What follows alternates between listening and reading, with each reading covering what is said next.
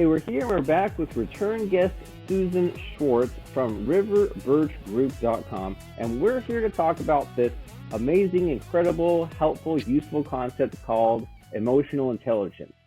Susan has a book called Creating an Even Greater Whole, Becoming an Emotionally Intelligent Leader, and it's a must read for managers and business leaders seeking to cultivate positive workplace culture. So if you've been getting frustrated with your client relationships, you want to communicate effectively and confidence, this might be the most important podcast episode you ever watch or listen to, because Susan is here to set us straight, tell us what to stop doing, what to do more of. So Susan, glad to be speaking with you. Well, I'm glad to be here. Thanks for inviting me, Robert.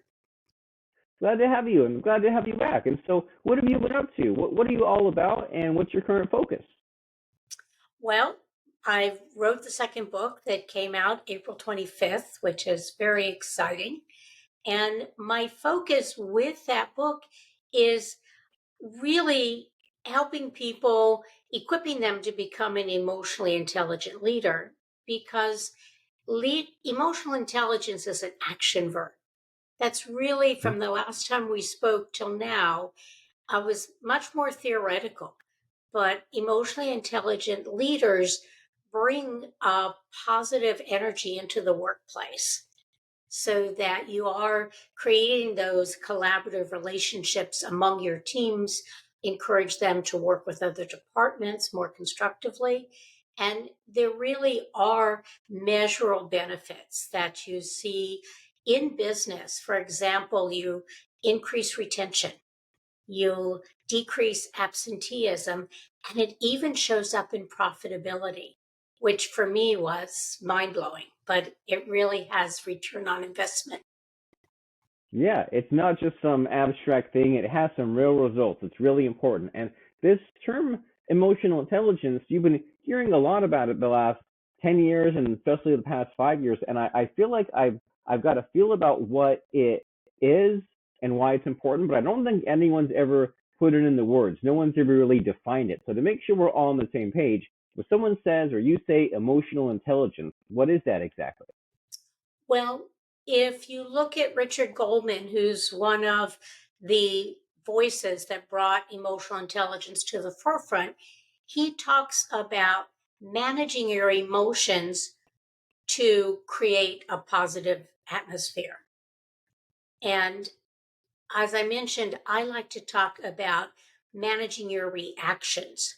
So when we talk about being emotionally intelligent, it's being aware of how you show up, and most importantly, how other people see you showing up.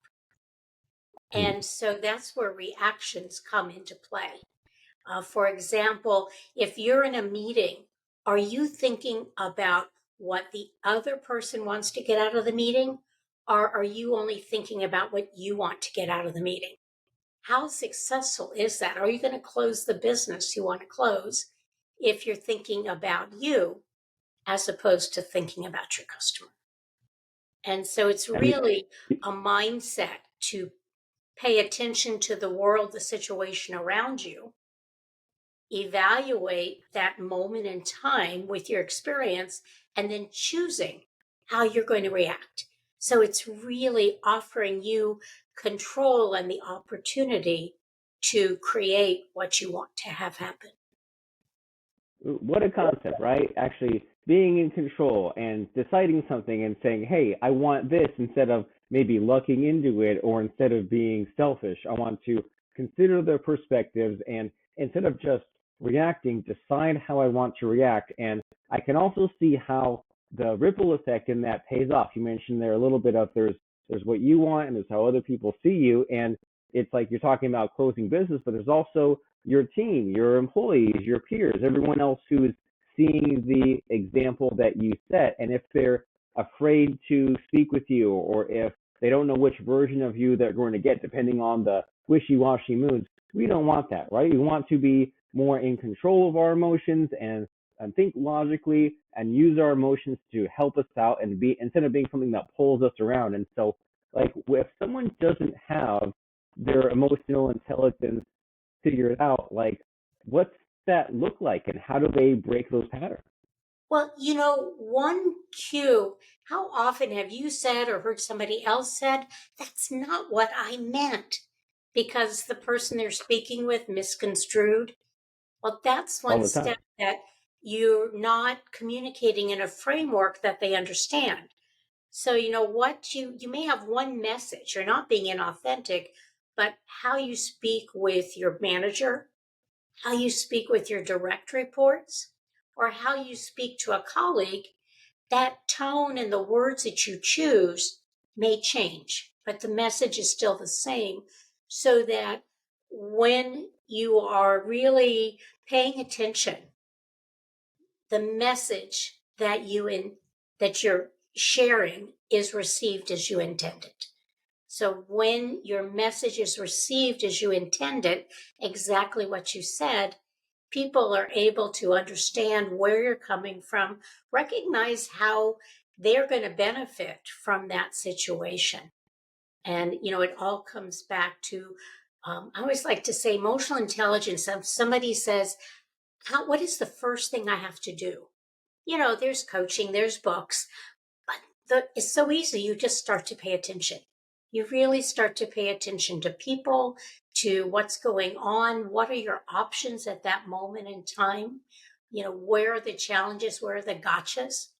And then how can you address each of those gotchas to get the constructive outcome that you'd like to see? Okay, so you're saying pay attention and think about some possible new paths for success, and just get these new perspectives. And so, like you said, there's all these books, right? There's Daniel Goleman, there's all these materials, there's all these workshops and videos, and with all the information out there, why are some people still stuck when they come to you, they find you, they say, this emotional intelligence thing, creating an even greater whole, being a better leader, they still don't have it all figured out. Like, why is that? With all the information out there, we can chat GPT and Google so much. Why are people still struggling? Well, it's about your mindset. I like to call it the me to we. So often people get promoted because they're subject experts. They're really, really smart. And so people get promoted. The challenge is they have always been rewarded by how much information they know, you know, how smart they are, and that's their performance review. When you become a manager, a leader of a working team, all of a sudden your performance review is dependent on how well everybody else performs. And that gets really scary. And so that's when you start to micromanage. You don't know how to give constructive feedback because you've never had to do that before. How do you delegate? Well, you can't delegate work because you haven't developed a means of developing trust or monitoring work. And so those are all those those intangible leadership skills that take practice. And very often people have not had really good role models. And if their managers behave badly, then they think that's how managers should behave. So they start to behave badly. And that's when, you get caught in a rut, or I get called in to coach often when somebody has HR has had several outtake interviews. People are leaving the company, and they're leaving that company because Robert, Susan aren't horrific managers. They demeaned us, they insulted us, they didn't tell us what to do. I'm not putting up with it anymore. And when that happens, those are the cues to bring in a coach to help them really adjust their mindset and gain some of those collaborative skills that will help them develop their people and enable their team to show up and do their best work every day. Ooh, very enlightening. So they need this better mindset, and it's reassuring in a way, isn't it? Because it's like, well, if they have this dysfunctional team, if they had all these problems you described, it's not their fault, right? Because they didn't have a good role model. They didn't have these soft skills figured out. They didn't even know they needed to have these things in place, right? These skills to delegate and to trust and to monitor. So now that they've maybe gone from more of a worker role to more managerial role, and there's different responsibilities, now we need different approaches. We need these different mindsets. And so when someone says, all right, Susan, like I'm ready to get into more of a leadership mindset, is there an area where people struggle more than others as far as just, getting in the right frame of mind? That is an excellent question. A lot of it comes back to that communications aspect. Sometimes it's how do you write an email that people understand what is expected, what they need to do. Some of those people who aren't able to give clear directions or set expectations write those 5 paragraph emails. So when you get done with it, you have no clue and you have to call them up and they want you to call them. Um, and other times, I think it's where they have to, they speak the entire meeting instead of drawing opinions out, asking people on their team their opinions or getting them to reflect on lessons learned. Very often, people who might need coaching really are on that broadcast mode as opposed to the two-way collaborative information gathering. Okay, so we need better communication, and we need to, you say, set clear expectations and make so people understand what there is to be done, and listen more than you speak. Don't just be in broadcast mode. And so you have a lot to say on this subject, right? You've written 2 books. You've helped people. Is there any particular story that you think is helpful for us understanding this subject today? Do you have a fun struggle story or client success story where you worked your magic and you made someone understand emotional intelligence and teamwork and leadership? I have a fun one. I worked with a chef and a restaurant owner, and Okay. the restaurant owner had really strong communication skills, and they came from a different industry. And so when they made a decision, and bad things, tough challenges happen in restaurants every day. And Yep. because that situation and scenario was new to them, the owner felt a need to talk through every possible scenario. Now, the chef was a problem solver. He would jump in, fix it, and go, why do you have to talk about it? And so when we worked through I use an assessment, EQI 2.0, and they saw that one person had really strong communication skills. The chefs were not so strong. Why do you need to communicate? You just do it. Whereas his were strong problem solving skills. And she sort of spiraled when she needed to solve a problem. And so what we did is that and they called me in because he was hiding from her. He was 6 feet tall. She was barely 5 feet. And he was hiding from the manager because he didn't want to talk about it. He didn't want to address what was going on. And so we figured out a 3-tier problem. So there was a dashboard that handled the day-to-day little glitches, and they taught her how to use it. They gave some remedial instruction. And that was with the first level. The second level, the chef had an assistant, we'll call him Henry. And he very often said, Henry, go ask Henry. And the restaurant owner always felt that he was brushing her off, that he should speak to her. Henry, was a way of him getting out of talking with her.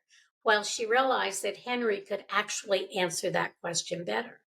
So if she went to him and it was a second tier, he'd say, go ask Henry. When she went back to him for that third tier, the really big ones that she needed his help with, she had a code word like bananas.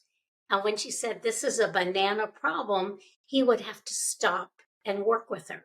So instead of her running after him 20 or 30 times a day, she'd only stop him 3 or 4 times a day. And so in the end, she had her problem solving information that she needed to feel confident. And the chef was able to do his work and only was brought in for the really big challenges. So I think that's a fun, exciting explanation of how you really, it's an action verb that you bring into the real world.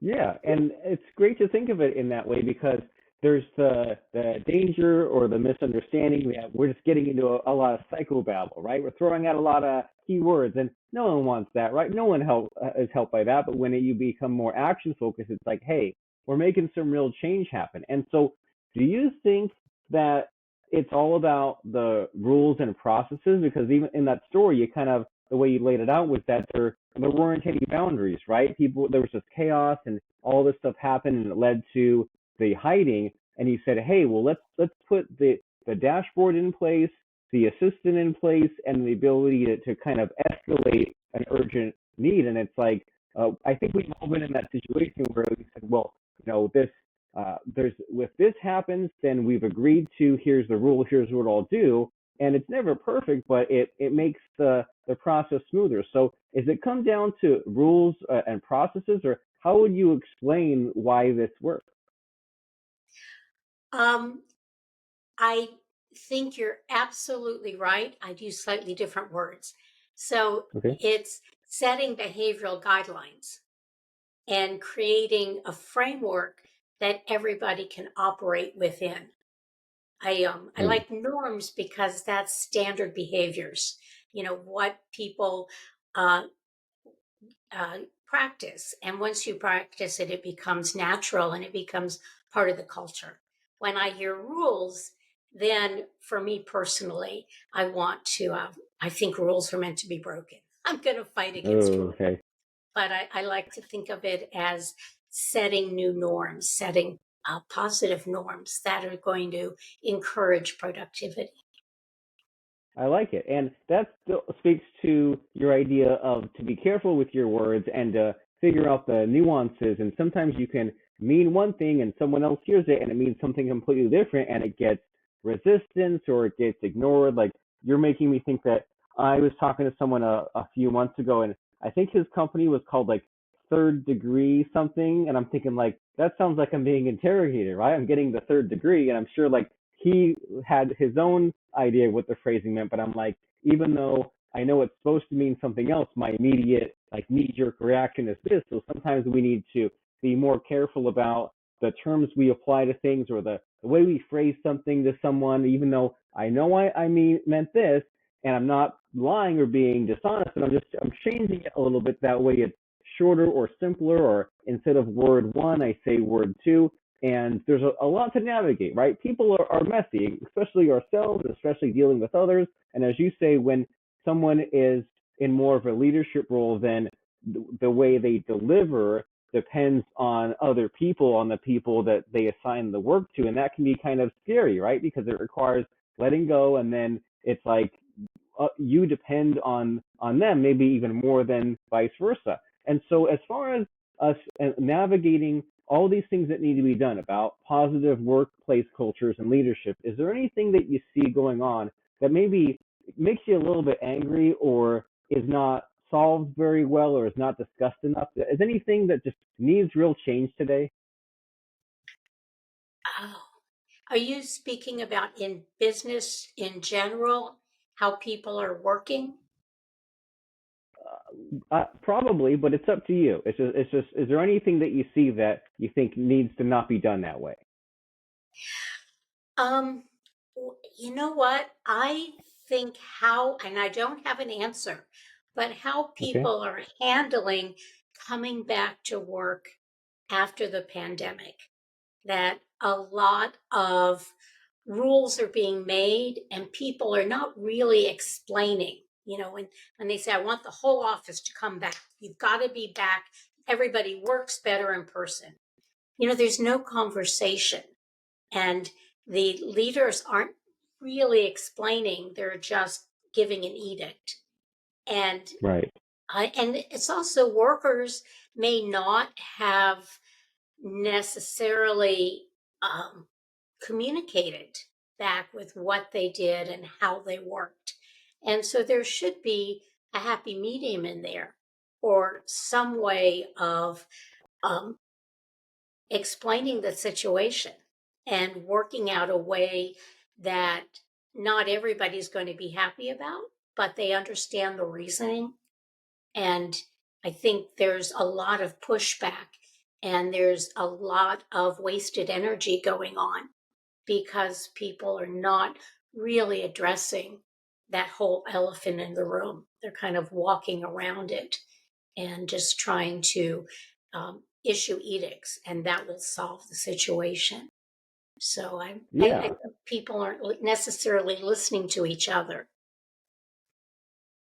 And that's important for us to do, to tap in more and to explain our reasoning. And I like what you said there, where they don't have to like it, but maybe some understanding is required. And whenever you hear these conversations about like going back to a physical location at the pandemic, you think like, well, does the manager not trust their people? Do they want to babysit them? Is it like a real estate thing? Like they want to make money off the office space? Like who knows what? But it helps to deliver more information, and that way, everyone can understand. And so, speaking of people understanding, it's so important to become an emotionally intelligent leader. And your new book that we mentioned a few times is called Creating an Even Greater Whole, which is on Amazon by Miss Susan G. Schwartz. And there it is right there with the very nice purple cover. It offers managers a fresh perspective and practical tools to navigate their leadership journey.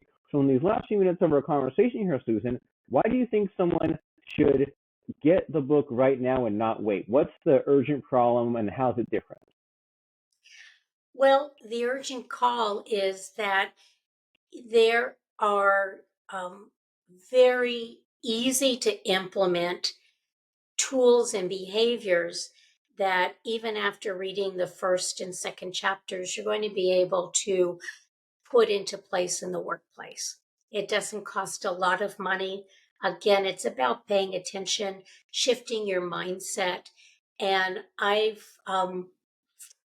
used to be one of those people who was not very emotionally intelligent, and somebody, gave me a loving tap upside the head, and I started paying attention to leaders that I really enjoyed, that I felt were providing me feedback and support that was helpful for me.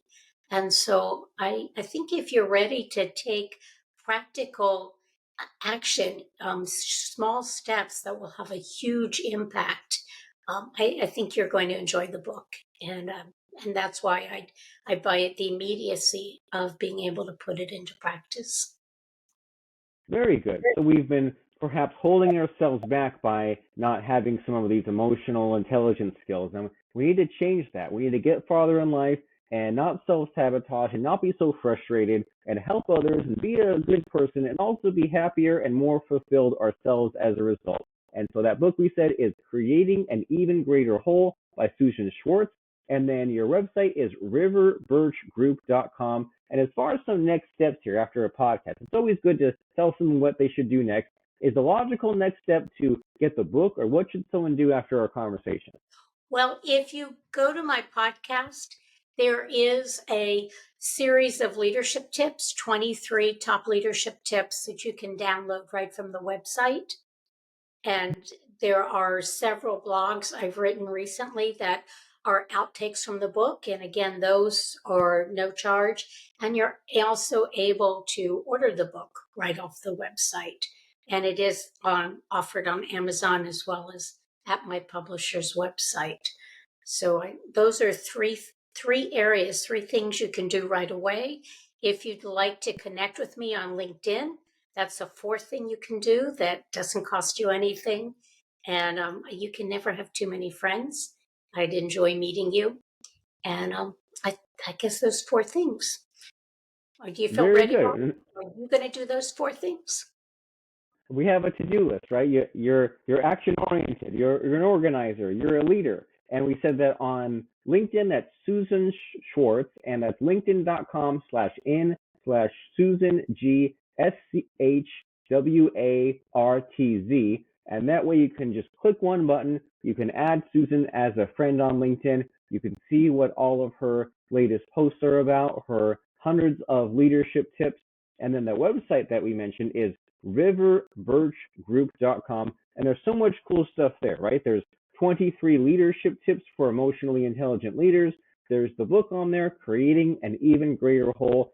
As Susan said, there's blog posts, there's podcasts. So if you're someone that wants to dive in and see what interests you, then riverbirchgroup.com is the place to get tapped into these best practices to motivate high-performing teams and maintain high employee retention rates. It's not just fluff. It's not just theory. This emotional intelligence thing is the way to get further in life and to grow your business bigger and better. And as far as some final lasting thoughts here, Susan, it's the scary final ending part of the show where I try to put you on the spot. I try to stump you by asking about a quote or lesson that has served you in life or in business. So what comes to mind for you as far as a fun quote or lesson? Well, I have two quick ones. One is conflict is not bad. It's how you handle it that makes the difference. Very wise, very emotionally intelligent man taught me that early in my career. And the second came from another wise man in my 20s. And he said, that's not a problem. It's a situation to manage. And I've used those two bits of advice over and over and over. I like it. New perspective, very nuanced thinking. And so let's consider that as we go to riverbirchgroup.com and find that book, Creating an Even Greater Whole, Becoming an Emotionally Intelligent Leader by Susan G. Schwartz. Miss Susan, it's been great catching up with you and exploring these very helpful ideas. So thank you for being here. Thank you, Robert. I really appreciate the invitation.